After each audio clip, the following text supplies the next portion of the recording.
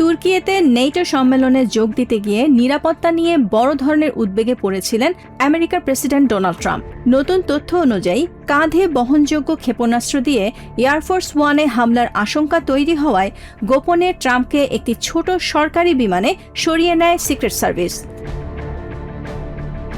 ঘটনাটি ঘটে আঙ্কারায় ট্রাম্পের সফরের শেষ দিনে। এ সময় আমেরিকা ও ইরানের মধ্যে চলমান যুদ্ধ ঘিরে উপসাগরীয় অঞ্চলে উত্তেজনা ছিল তুঙ্গে। ট্রাম্পের বিমান বদলের খবর প্রকাশ্যে আসতেই ইরানের রাষ্ট্রীয় গণমাধ্যমে শুরু হয় কটাক্ষ।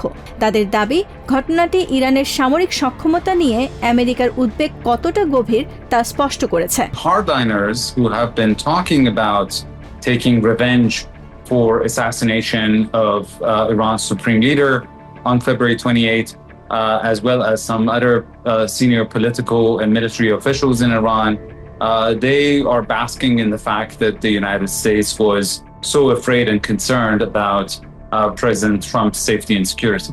তবে ট্রাম্পের বিমান বদলের ঘটনায় ইরান সরকার এখনো আনুষ্ঠানিক কোনো মন্তব্য করেনি।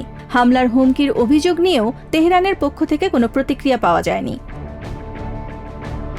এদিকে উপসাগরীয় অঞ্চলে চলমান যুদ্ধের স্থায়ী অবসান নিয়ে আমেরিকা ও ইরানের মধ্যে মতপার্থক্য এখনো কাটেনি।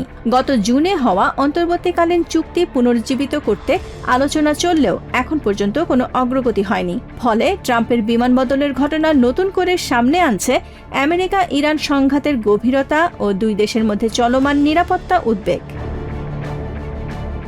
Nahid Sihan, TVN24 news desk.